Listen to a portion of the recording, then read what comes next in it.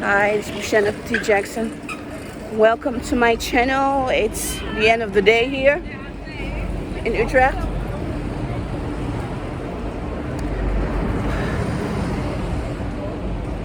I was buying some new glasses that I needed to buy, and then I had to buy another dress because the dress that I had on was too warm because it's extremely hot in the Netherlands. And when I was changing my clothes in the mirror, I could see all the scars of my body on my kidnapping. So that's why I don't wear some kind of clothes, because I want to hide my scars. I have a lot of scars on my back, on my right side of my body, and you have then all this kind of mirrors, all this different kind of mirrors you have when you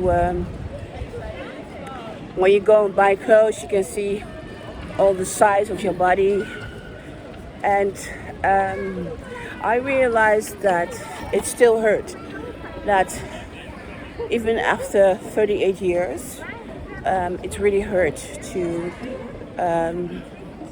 go through that.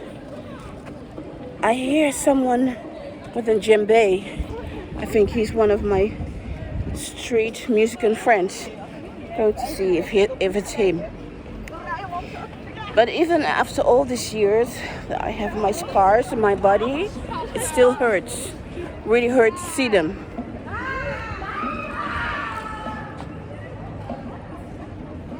No, he's not my djembe street musical friends. If you are an artist like I am, composing songwriter, I'm not famous, but I was born with the gift to write music and be a singer. You get to know musicians. No, he's not my friend. But I have one musical rule. That is, if I see a musician artist, I have to give him some money, some euros, at least, because this way you keep street musicians alive. So while recording, I'm going to look for my small wallet with some coins, that I can take some out. Everything is pin in the Netherlands, so I don't use a lot of cash money. Yeah, I think I have it. No, not yet. So maybe I have to put my phone somewhere and then see if I can find it. This is my bag, my huge bag. Search for everything. Okay. I cannot imagine that I went from my place without it. Maybe I have to do it later. I cannot find it so fast to give him a coin.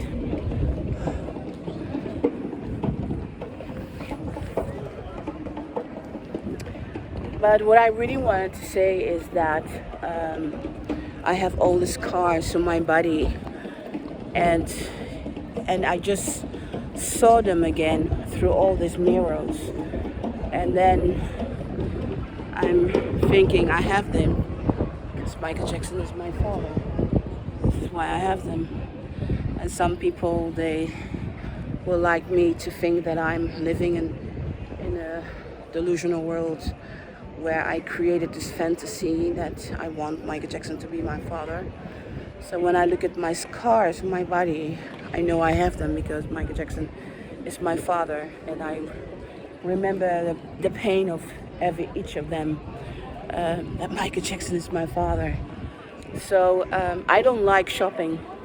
I don't like buying new clothes because I have to stand in the mirror to see how my body is looking from the background, and I have a lot of scars.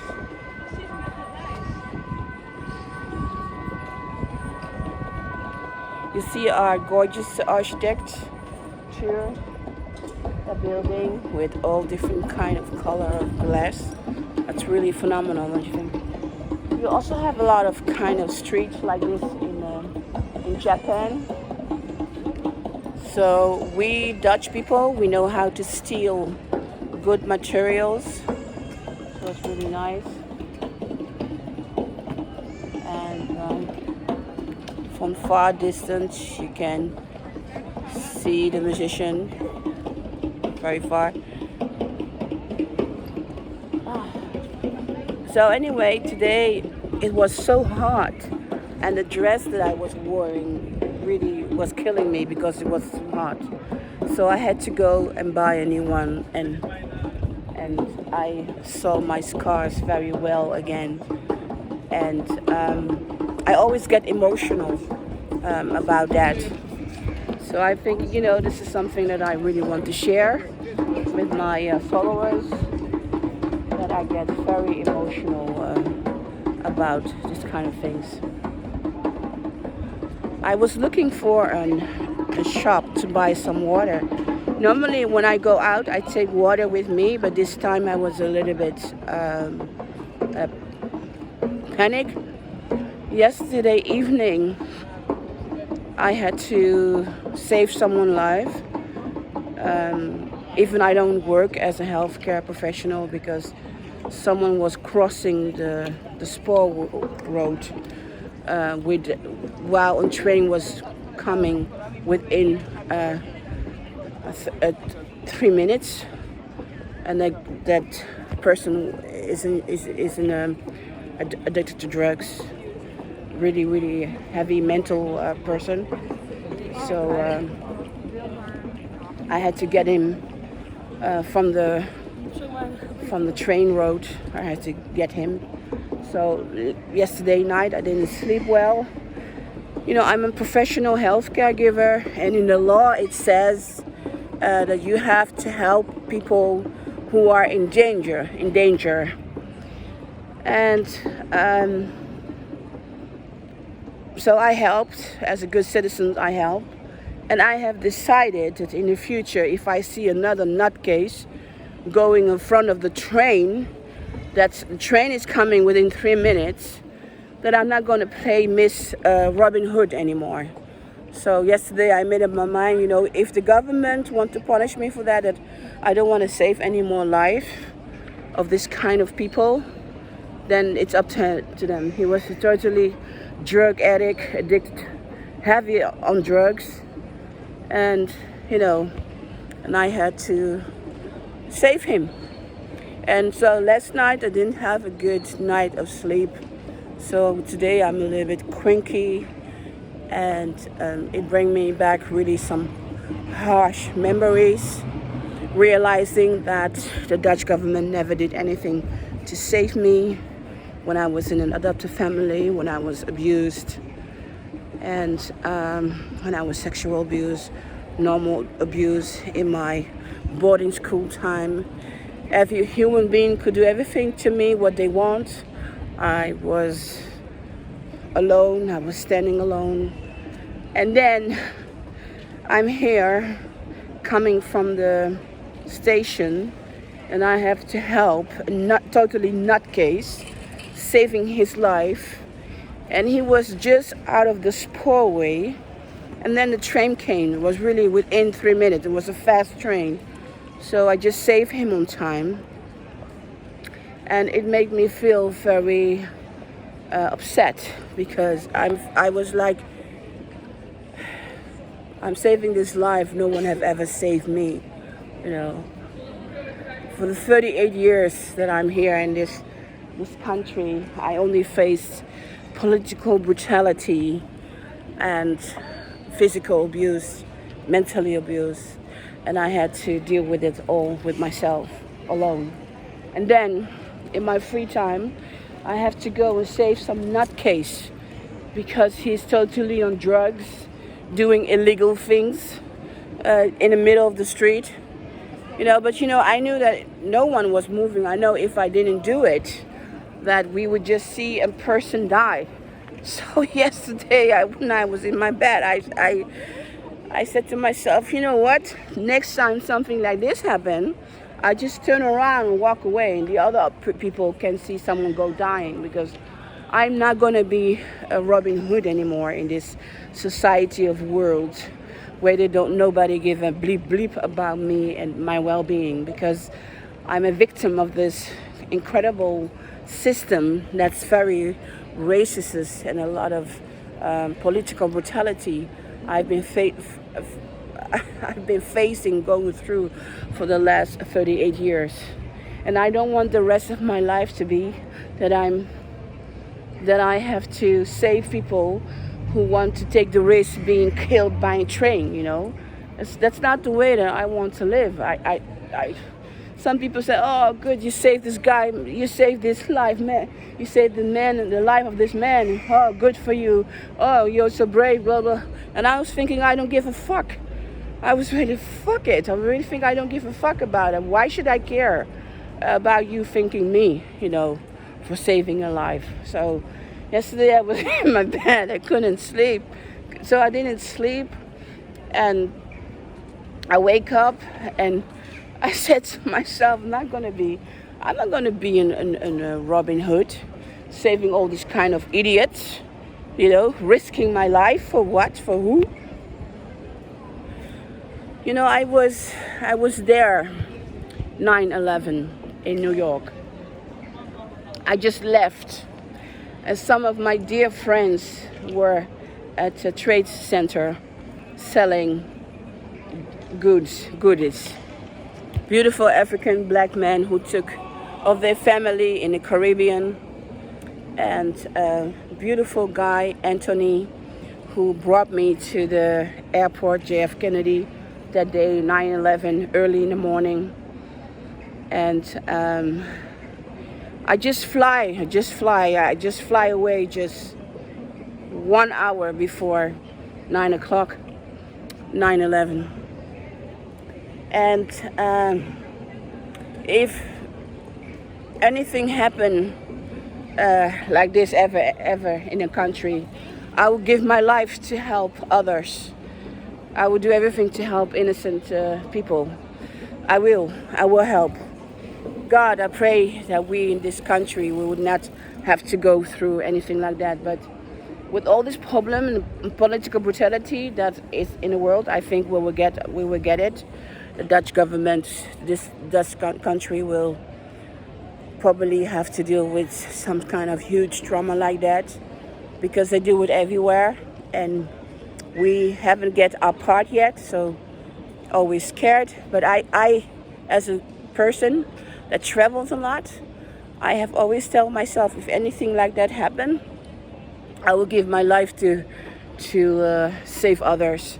Save others, and I'm talking about children and their family.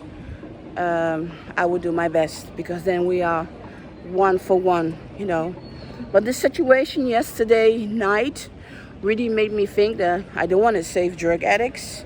I don't want to risk my life for drug addicts, because my ex is a drug addict, and I had to risk my life to save my son, that he have the chance in life to have his diplomas, have his education. And this is why I have a really disrespectful child who have no idea about the suffering that I went through, so that he is there where he is now. So my head, my life is totally changing in the way that I'm thinking. And this also has to do with my court case with the Dutch government that really hurting me, because it's so brutal. If I think about the trauma that I went throughout of my life, I'm sometimes just shocked that I still survive it, that I'm still survive it. Next year, 2023, will be the day of court. I keep having all kind of nightmares about it. I have nightmares about that the judge is going to laugh and say, what is this? You don't live in China. You are not. You don't live in Iran. So we close the case, you know. All this kind of nightmares I have about situation because the Netherlands sees itself like the most beautiful world country in the world. So there's a lot of arrogancy in this society, and I'm thinking a lot about that, what they are thinking. So I have nightmares about that. But even I have nightmares about that, every day I'm happy that I started this court surrounding my kidnapping. And I know probably when the court is developing and coming more, that I will have a much harder time dealing with everything. But today, really going to shopping, buying this dress, and seeing my scars with all the mirrors again. I really want to let everyone know, you know, these are things in my life that really hurt me. They really, really extremely hurt me. They hurt me very bad. The reminder. So for 38 years I've been reminded that I am Michael Jackson's secret daughter, and the horrible way that the Jackson family have treated me, and I have to live with this for the rest of my life. But anyway, I'm also glad that there are clothes that I can buy that I don't have to show my scars. So that's really nice. I do appreciate that. Yesterday, someone that I know, Kenshin, she said I became very fat woman. So I want to tell everyone I'm very happy with my body. And if you may find me fat, I'm still happy with my body. I'm very healthy, take good care of myself. So in November I will be 47, so cannot wait for it. 47 is the golden age for every woman. I also cannot wait to be 50. I can also not wait to be 60. I also cannot wait to be 80, to be 70. I'm looking all forward to change of my body, because this is what human is being about, changing mind, changing body, you know, this is the journey of life. So it was Mocienne Petit Jackson. Thank you for watching my channel, and I hope you have enjoyed the view of Utrecht, the most discriminated political brutality city in the Netherlands. So I want to say thank you, and I'm planning to stay calm, and I'm planning never to play again Robin Hood, because I don't like Robin Hood. I don't want to save people like that. So next time someone wants to kill themselves, someone else have to help them, because Mocienne Petit Jackson not gonna do anymore, because I want to live a different life than only this drama. Someone teach me the drama in Jewish mean balagan, so no more balagan in my life. It was Mocienne Petit Jackson. Thank you for watching my channel, and thank you. Bye bye.